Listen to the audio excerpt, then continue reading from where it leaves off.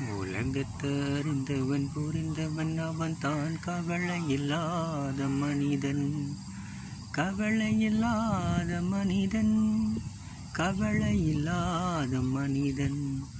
உலகத்தறிந்தவன் புரிந்தவன் அவன் தான் கவலையில்லாத மனிதன். உலகத்தறிந்தவன் புரிந்தவன் அவன் தான் கவலையில்லாத மனிதன், கவலையில்லாத மனிதன், kawalailah manidan. Jika kita mampu memahami ujian dunia, kita tidak akan rasa gelisah. Jika kita mampu memahami ujian dunia, kita tidak akan resah dan gelisah.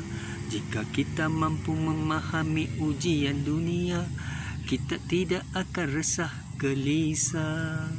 If you can measure the real life, you won't worry. If you can measure the real life, you won't worry. Trust me. Right. Okay, guys. Where am I? I'm somewhere. So, to tell you the truth in life, we should be very positive. You see, in life, people can do whatever they want. They use power. Sometimes they misuse of power or abuse of power. Because of that position, their post, they can do whatever they want. And as a human being, it could be anyone. Please be very realistic, humble, lenient, flexible. Don't worry about people's achievement, their target, and their position. Because each of us as a human being, we have our own destiny, achievement, glory. So in this world, nothing that you can remain or maintain. Everything gone. If you can understand the real life, and then you can survive. Saudara dan saudari, dalam kehidupan dunia ini, kita sebenarnya akan berhadapan dengan pelbagai cabaran dan ujian. Kadang-kadang kita akan rasa kita terpinggir, kita dizalimi, kita dikhianati. Mungkin benar, mungkin juga kita yang perasan begitu. Tapi apapun sebenarnya, manusia tidak boleh melihat kelebihan orang lain. Itu hakikatnya. Walaupun mereka kadang-kala tidak mengaku atau mereka menyatakan tidak pernah terfikir begitu. Tapi hakikatnya perlakuan tindakan mereka itu sebenarnya memberi kesan kepada kita. Apapun, ingatlah, dunia ini adalah tempat tumpangan buat sementara. Akhirat juga lah tempat tinggal buat selama-lamanya. Maka kita jangan terlalu kecewa maupun mahu menyintai dunia ini dengan satu kegairaan yang melampau. Manusia tidak akan memberikan ruang kepada pesaing-pesaing mereka. Saudara, satu syarikat yang sebenarnya bersaing dari segi produk, pencapaian, mungkin dari segi mengekalkan reputasi, identiti, kegemilangannya, sudah pasti syarikat itu juga bersaing dengan syarikat lain. Begitu juga kehidupan manusia. Kalau kita cuba menunjukkan apa yang kita miliki dan kita perolehi, maka orang lain akan memerhati dan melihat. Pada hakikatnya, kadang-kala mereka mencemburui kita. Dan bagi mereka, kita tidak sepatutnya berada di aras itu. Atau kita melangkah jauh ke hadapan. Maka potensi, gerakan, langkah kita kadang-kala disekat. Itulah hakikatnya kalau kita melihat di Malaysia. Saya memberi contoh, tapi saya tidak ekstrim dan bias fanatik dengan ikon ini. Kita melihat dua ikon di Malaysia. Salah seorang ikon yang masih belum mencapai cita-citanya, iaitu Datuk Seri Anwar Ibrahim. Ini bukan bicara politik, tapi sekadar kes tadi. Anwar Ibrahim, seorang tokoh yang dikenali, ketua pembangkang daripada dahulu berjuang. Walaupun sebenarnya beliau pernah berada dalam UMNO sebagai timbalan Perdana Menteri, timbalan Presiden dan juga Menteri Kewangan. Tetapi nasib Anwar sehingga hari ini tidak tercapai. Saudara, bukan saja disebabkan oleh takdir Allah Subhanahu Wa Taala kun fayakun, namun Anwar sebenarnya antara individu yang berada dalam sifat agresif, assertiveness, pasif. Tapi Anwar ini dicemburui.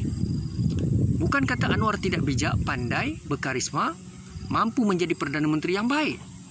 Saudara, siapa saja sekiranya beliau memang berjiwa memimpin, sudah pasti beliau mempunyai pengalaman. Tidak kira Anwar atau siapa saja, apabila diberikan peluang, sudah pasti beliau mampu menunjukkan kepimpinan yang kredibel dan berkarisma. Namun Anwar langsung tidak mendapat peluang. Pelbagai halangan, ujian, rintangan sehingga ke hari ini, iaitu 24 hari bulan 1 2021.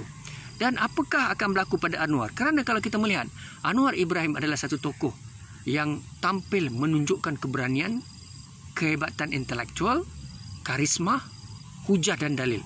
Maka Anwar dicemburui. Akhirnya ruang dan peluang untuknya disekat dalam pelbagai rupa dan cara. Mungkin berbentuk fitnah, maupun halangan-halangan tertentu, maupun halangan dalam parti ataupun luar parti, maupun dalam kerajaan ataupun luar kerajaan. Saudara, seorang lagi tokoh yang ingin saya sampaikan atau kongsikan di sini adalah Tun Dr. Mahathir Mohamad. Mahathir Mohamad telah diberikan peluang dan peluang oleh Allah Subhanahu Wa Taala sehingga hari ini Mahathir telah mencapai mungkin usianya 96 tahun. Saudara dan saudari, dalam usia ini Mahathir telah menjadi Perdana Menteri Malaysia hampir 3 kali, termasuk Perdana Menteri interim. 24 tahun menjadi Perdana Menteri Malaysia. Beliau telah diberi peluang, ruang dan cukup banyak anugerah pengiktirafan. Mahathir telah merasai satu kenikmatan memimpin, layanan, anugerah, dan sehingga hari ini Mahathir didendangkan. Namun Mahathir juga adalah antara kumpulan pemimpin yang telah membawa Anwar Ibrahim masuk dalam kepimpinan politik Malaysia. Namun sehingga hari ini berlakulah pergelutan, persaingan, perebutan kuasa, mungkin juga sikap dan sifat tidak mempercayai Anwar Ibrahim. Akhirnya Anwar dipandang sepi walaupun pernah dinyatakan janjinya kepada Anwar untuk menjadi Perdana Menteri dalam peralihan kuasa Pakatan Harapan PRU14. Saudara, saya bukan mau berbicara politik. Bagi saya tidak kisahlah siapa menjadi Perdana Menteri Malaysia. Tapi apa yang saya ingin highlightkan tadi adalah hakikat dunia.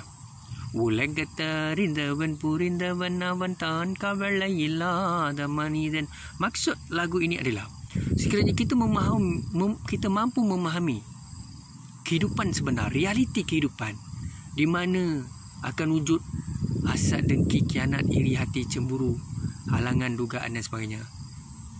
Kita tidak mencintai dunia, maka kita masih boleh hidup dengan sederhana. Tapi kalau kita mengejar harapan yang menggunung dan tinggi, halangan demi halangan, kita akan penat. Itulah saudara manusia. Manusia tidak akan beri kita ruang dan peluang.